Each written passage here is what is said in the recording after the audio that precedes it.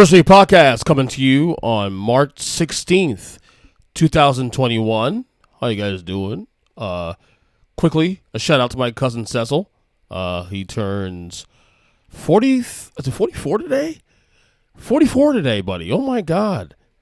It's 44, you old man. Happy birthday, my cousin. Love you very much. Lots of birthdays months for our family. This month, May and December, like the two. But how you guys doing? As you can see, we're back on the YouTube. Still not finished the backdrop yet. We're still working on some ideas. So in the meantime, you have to deal with this white wall. But you can at least look at my Metallica shirt, though, in the meantime, to entertain you guys. But anyway, lots of stuff to get into today. Solo pod. Really been enjoying a lot of doing these interviews I've been doing with all my friends and people in the media, whether it be sports or pop culture. And I got more of those coming. I actually got a lot in the coming weeks and possibly months.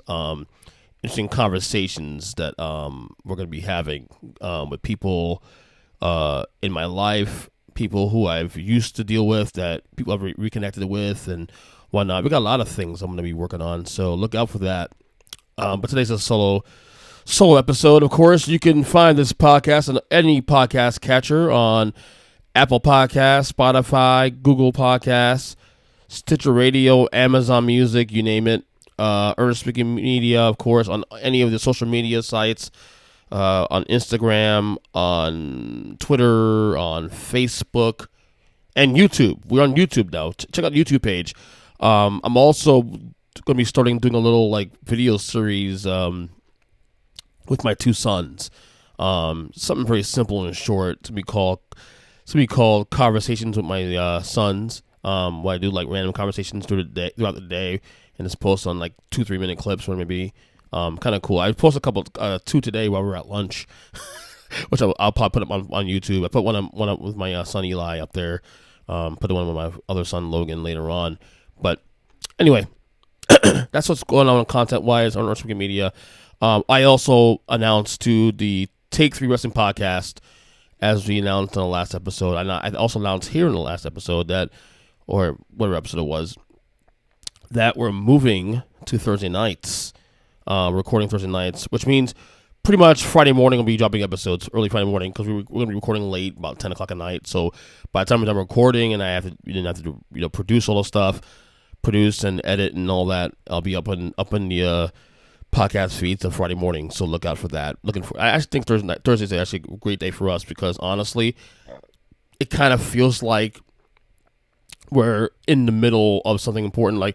We're closer to Raw, we're closer to the day after AEW, NXT, all that, and then the day before SmackDown, and then when there's pay-per-views on Sunday or sometimes Saturday on AEW, we do have a couple of days to record and then let it simmer a little bit for people to listen to the preview and predictions for all the matches. But so that's what's going on right now with me, Earnestly Media, and everything else. So anyway, let's get to some of these topics I want to talk about today.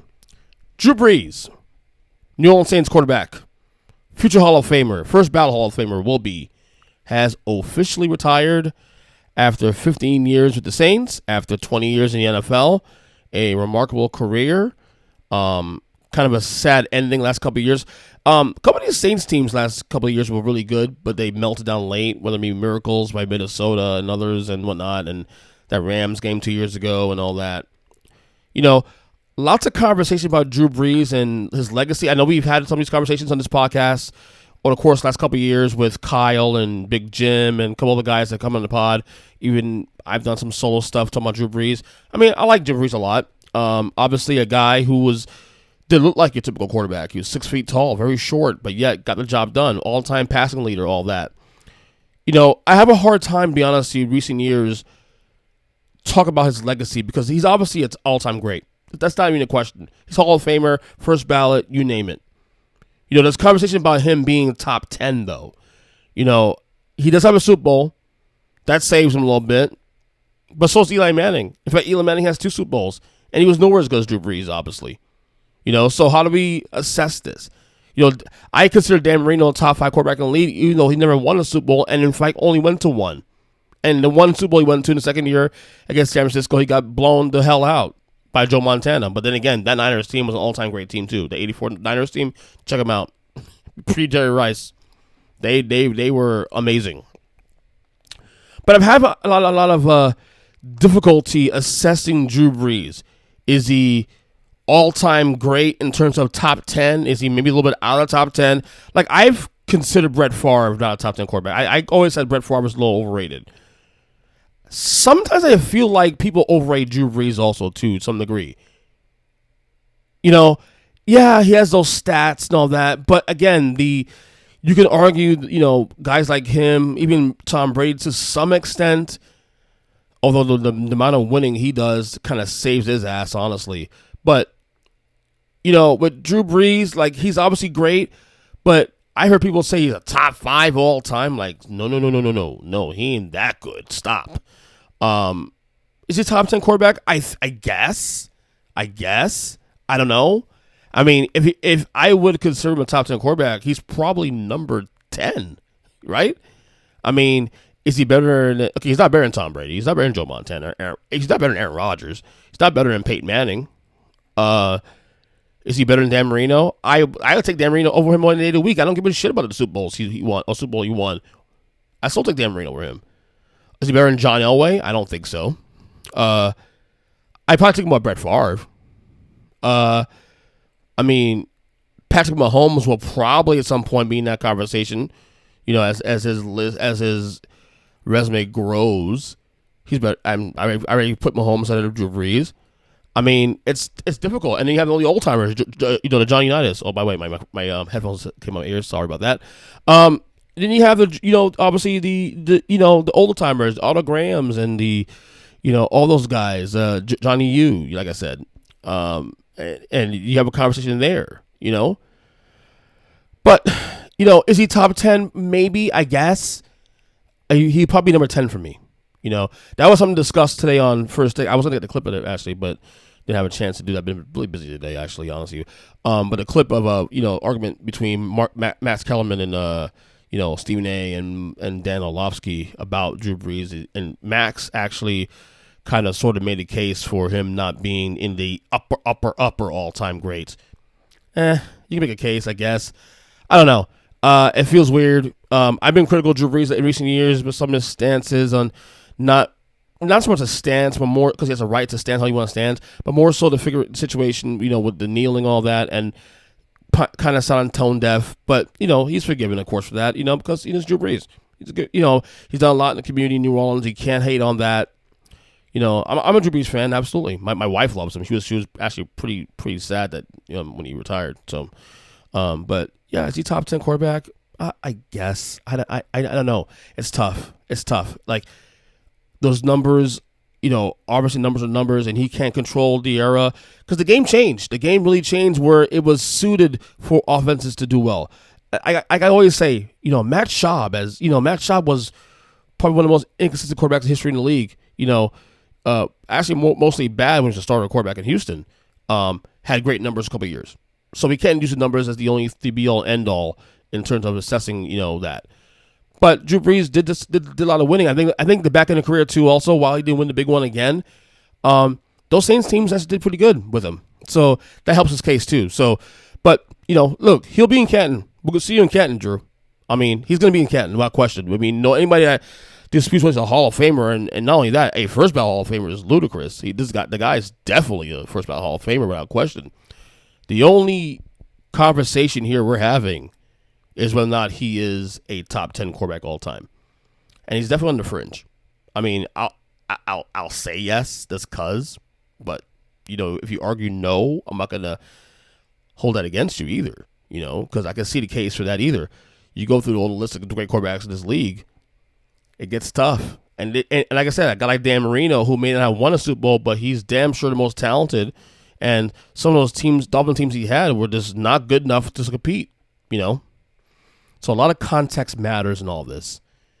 But, salute to Drew Brees. Phenomenal 20 years, 15 years. No one thought this guy would be as good as he was. So the fact that Drew Brees is even discussed in the top 10, considering him coming to the league, and he was a good quarterback, but we never thought, when he was in San Diego, we never thought that he'd be even in this conversation. And A lot of that's due to Sean Payton, honestly. Sean Payton in that offense really benefited, Drew Brees' career. Not knocking Drew Brees, obviously, for that, but just the reality of the situation. So, anyway, like I said, we'll see him in Canton, obviously. Speaking of football, the free agency is well on the way. I believe I don't know if it started. Somebody said it started yesterday, but I don't know if these deals are still in principle. I guess not. Whatever. But the only thing I've been following some degree, obviously Andy Dalton's now a Chicago Bear. That's kind of weird. So we're gonna have a quarterback controversy between him and Trubisky, and I think Nick Foles still there, right? I think. Who knows? But the one thing that stood out for me so far in free agency, is the Patriots. They've been spending like crazy. Now, this is my response to last year's disappointment. Tom Brady winning the Super Bowl without New England. Who knows? But the Pats have been spending some cash this week. They re-signed Cam Newton, which I defended on the last episode. I still defend that Cam Newton signing to New England was a smart move in the short term. But the Pats are definitely spending money. I mean, the big signing is getting tight end Hunter Henry. Hunter Henry's a very talented guy. I mean, if he's healthy, he's top 5 tight end in the league, and any weapon you have, Cam Newton will have weapons now. He'll have weapons to play with. He'll have a whole camp now. He'll be able to have a chance to really, and obviously, as long as COVID continues to not be going in the downswing, and we see light in the tunnel, and next, this coming fall, football goes on without a hitch, and we have crowds back and all that. This will help the Patriots. This will help Cam Newton have a real opportunity to right the wrong last year, because last year was a rough year, but I will say this, it wasn't all on Cam. It was a bad year. Again, I'll say it one more time. The very fact this team won 7 games last year, with everything he went through, the opt-outs and Cam coming in short notice and the injuries and injuries and whatnot. The fact that the Patriots went 7-9 is a damn miracle. Let's put it that way. I know a lot of fans not used to losing in this mediocrity, but that's the reality of the situation. Speaking of football, more parts of this last time, but Ryan Clark of ESPN revealed his top 5 all-time quarterback list on, I don't know, it's on First Take, whatever it may be. His list is pretty interesting. It's a list I think if I go forward a couple more years, I probably even agree with 100%. His first 2 in order, I totally agree with. I've been saying last couple of years, obviously Tom Brady, number 1. Who's arguing with Tom Brady at this point? Number 2, Joe Montana. No argument for me there either. I've been saying for years the 1A, 1B, but I think Brady now, especially Brady doing the same thing Montana did, playing another team late in his career and winning a Super Bowl, it helps his case. Number 3, Aaron Rodgers. I kind of sort of agree here a little bit. Maybe he's definitely top 5. Aaron Rodgers is already the most talented quarterback in history of football, in my opinion. So that's number 1. Okay. Yeah, he has a Super Bowl too. Now, granted, obviously, does it feel underwhelming because he only won Super Bowl? Yeah, I'll go with you there. But again, context matters. Aaron Rodgers is all-time great. If I'm telling you Dan Marino's in my top 5, maybe top 10, then Aaron Rodgers has to be my top 5. I mean, Aaron Rodgers is amazing. Tell me something Aaron Rodgers as a football player can't do. Go ahead, I'll wait. 4, Peyton Manning. Okay, I can roll with that to some degree. This one, like I said, I think in about 5 years I'll be saying this, but it feels kind of early, but it's on its way there. Number 5, Patrick Mahomes. Not going to argue with that because I think the trek he's going in now, he might be in the top 3, maybe top 2, because he's definitely probably as talented as Aaron Rodgers, maybe more. We'll see. I do think longevity matters. This is where Tom Brady gets the vote from me. So we'll see. I don't have a big problem with this list, though. I mean, like I said, the Mahomes thing feels a little bit early for that, but I'm not going to knock him either. I think he's projecting the Mahomes to continue to be great. And then, I mean, in fact, the way Pat Mahomes is going now, we look at Brady because of the 7 rings. Pat Mahomes doesn't need 7 rings to become all-time great. Pat Mahomes is a better physical specimen than Tom Brady. So if Mahomes continues to wins a couple more Super Bowls, I would put Mahomes ahead of Brady in about 5 or 10 years just because of what he can do. The rings, remember, rings aren't the be all end all. We need to get out of that, especially in football where the quarterback only controls 1/3 of the football game. There's 3 phases. Remember this: offense, defense, special teams. We need to remember that. Okay, so that's that. Tonight, actually, well, Thursday, but although the playing games are today, but this week is the start of March Madness, college basketball tournament time. Remember, we didn't have one last year because of COVID. Obviously, 1 year ago this week, we had no sports. I'm really trying to care. I can't. I don't care. Not because I'm not going to watch it, but I've probably spoken this before in the past on the show. I've written this on my blog in the past. Probably I look it up to make sure. But my love for college basketball has waned in the last 20 years. Probably longer. This is a person you're talking to, by the way, me, that loved college basketball as a kid. I used to love college basketball. It was like right there, NBA, NFL, college basketball. There was a point where I actually loved college basketball probably more than college football. A lot of it was because of the fact that a lot of these players, whether I liked them or not, teams I liked them or not, the Grant Hills in the world and Chris Webbers, they stayed a couple of years. You were able to at least watch them 2, 3, even 4 years, build their brand, then go to the pros and continue that. And then we have the one and done rule. To me, that's ruined it for me. You like a player in college and he's leaving, he's gone already. That's part of it. Now, the one big improvement that the game has had in the last couple decades is the shortening the shot clock. Obviously, I love that. But I think the main reason why I don't watch college basketball has nothing to do with college basketball itself. It has to do with the fact that as you get older, you have more responsibilities. When I was a kid, I mean, what are you doing? You go to school and you do chores and hang out with your friends. But you can fit all these things in your life. You get older, you gain more interests, interests and whatnot. And now I have a wife, I have 2 kids, and a job and bills to pay and other interests. It becomes harder to fit everything you love into that rabbit hole. You start picking and choosing the things you want to watch and things you want to invest into. College basketball for me in the unfortunately last 10, 15 years has been the one thing I've sacrificed throughout. Now, am I all in March Madness? Yeah, absolutely. I'm in all in March Madness. But that's only 3 to 4 weeks. You know what I'm saying? That's only a 3 to 4 week window. Well, 3 weeks, really. You have the first couple rounds, then you have the Sweet 16, then the Final Four. Going into the championship game on the last Monday in April. The first Monday in April, should I say. It's hard to invest during the regular season. So all these teams that made the tournament, I know nothing about them. I love Florida State and I follow what's going on. Obviously they're a good team, but I don't know what got them to this point. Why were they this seed? How they ranked this high? I couldn't tell you, honestly. This is why I've never really covered college basketball in a really big way on this podcast through the years, because I don't want to insult my listeners. I don't want to say, oh, well, I'm in, I follow this when I really don't. I don't follow heavily like I used to anymore. But I do watch it. Like I said, during this time, I do watch it. But it's been tough, and it runs exact with the NBA. And to basically have a choice. So I watch the NBA, watch college basketball. I'm going to choose the NBA every time. Come on, you know this. I'm an NBA diehard,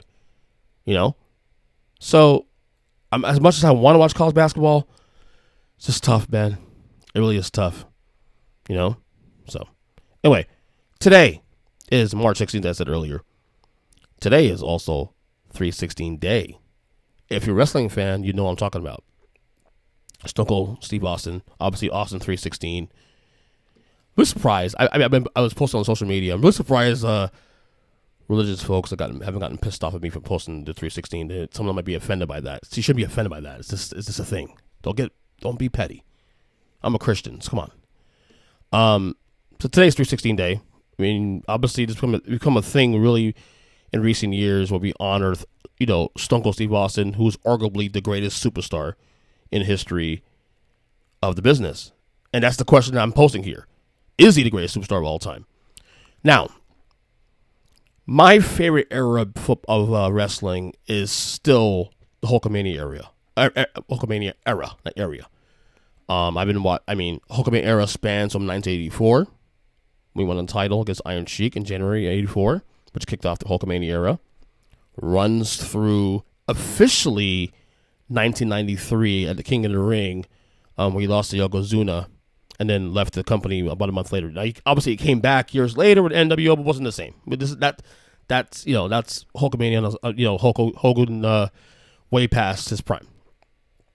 You can argue Hulkamania really ended, or just definitely way slowed down before that '93, but whatever. So it's my personal favorite. It's not the best, like I said. I think today's era in ring better than anything. Attitude Era had its moments, although I've been saying for years, Attitude Era, Stone Cold, of course, grossly overrated, in my opinion. And for years when we had these debates with people, I remember having these debates on the old radio show, greatest superstar of all time. And I would defend Hogan all the time, because Hogan was the start. Hogan was the first wrestler really, well, you say Andre the Giant, but Hulk Hogan was really the bigger mainstream, success that really pushed wrestling to the mainstream in a big way than it would never had been at any point at that time. And I will always say Hogan over Austin just because of that. And Hulkamania also lasted longer. Austin's peak was short. Like Austin came in '95, really didn't start getting around to '96, and then Austin, after King of the Ring in '96, the Austin 316 catched on. '97 he really caught on, and by '98 he's a champion. But then he got hurt in '99, and was out for almost a year. 2000 he got the title in 2001, and then he was out of wrestling in 2003. So really, Austin's peak didn't last that long. But now that I'm back to watching current wrestling in the last 2 years, I think I have to change my pick on that. It's not a question Stone Cold Steve Austin is the greatest superstar of all time. Stone Cold Steve Austin today, he shows up on a Raw or a SmackDown today, a pay-per-view today, he still gets the biggest pop in the history of the company.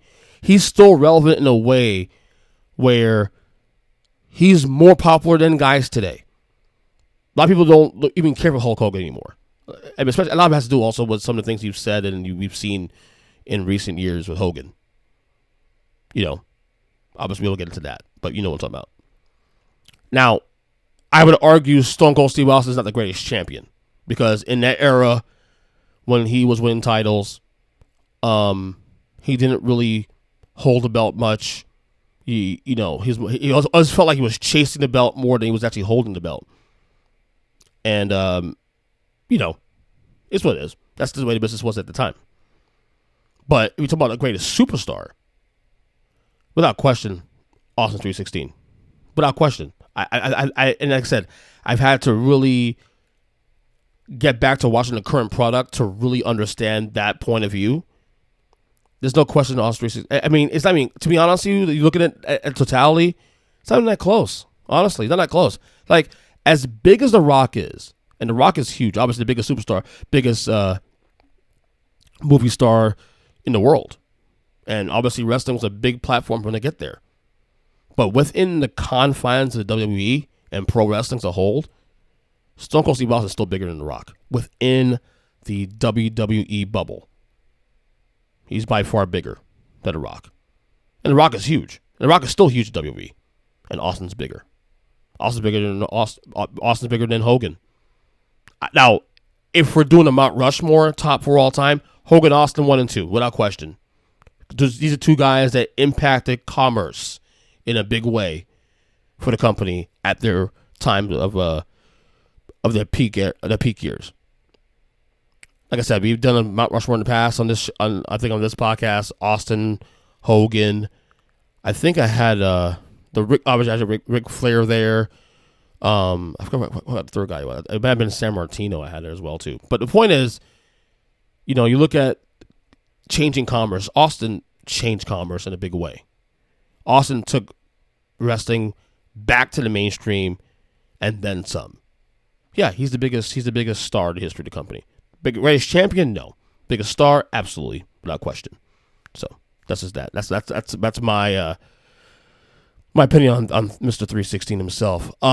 Stay in wrestling real quick. MVP. You know MVP? You know the manager of the champion? Bobby Lashley.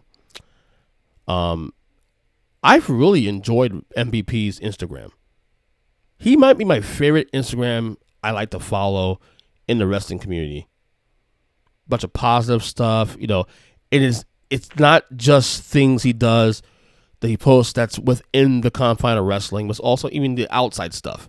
You know, motivational quotes and all that. He's become one of my favorite follows to really look at on Instagram. And especially now with his profile being raising higher because of obviously Bobby Lashley being the defending champion, which by the way will be defending at WrestleMania. I didn't see Raw last night, but it's been announced. Maybe Lashley and Drew McIntyre at WrestleMania. Which night, I don't know yet. But tickets to go on sale today, I believe, for WrestleMania. But MVP's great. And he's in the role he needs to be doing. He's in that Paul Heyman role now. They'll call him manager, maybe the liaison or, whatever. He is in the role he needs to be in. And he's the reason, really, the biggest reason that Bobby Lashley is where he is. Because the package works. The entire package works. Not with him, obviously, and, of course, Sheldon, Richardson and Sheldon, the tag team. Sorry, I can't even think right now. But the Hurt Business in general is just the whole packaging, MVP, and all that. It's just perfection. Like, remember when they were rumored last year that they're going to do a all-black faction. People thought it was going to be the next Nation Domination. I'm glad it's not, by the way. It's not going to work in 2021. This is different. Yeah, all black guys, but clean cut, suave, all that, good looking, but kick ass and take names. Like I can't even call them heels anymore. They feel like tweeners. They feel like they're just guys that come in, kick ass, and leave. So, but MVP's Instagram's amazing. I love it. It's fun, a lot of fun. I guess we'll do this one. Well, we can do it now. We'll save for the next podcast. I had a topic I want to do tonight, but I think I'll save for the next podcast for content. Let me see here before we get going. The Miami Heat's on fire. I think right now they're leading against the Cavaliers. Let me see if they won the game yet. Yep, they're up by 12 with 2 minutes to go. They should hold on that game. Heat have won. I think with this win tonight will be 11 last 12 games. G. Butler on fire. Bam came back tonight against Cleveland. And all it took is no injuries and COVID under control, right? And now they're the 4th seed in the Eastern Conference. Look, I think Brooklyn's still the best team in the East right now. I think when Durant, Harden, and Kyrie are healthy, they're hard to stop. Even as bad as they are on defense, you have 3 weapons like that. It's going to be tough to limit. But Miami is, again, the team to watch out for in the playoffs. And they're catching fire at the right time. I just saw a report come in a while ago that there's a possibility they could be trading for Trevor Ariza. Again, doesn't seem like a big deal, but these subtle moves do pay off dividends later in the year.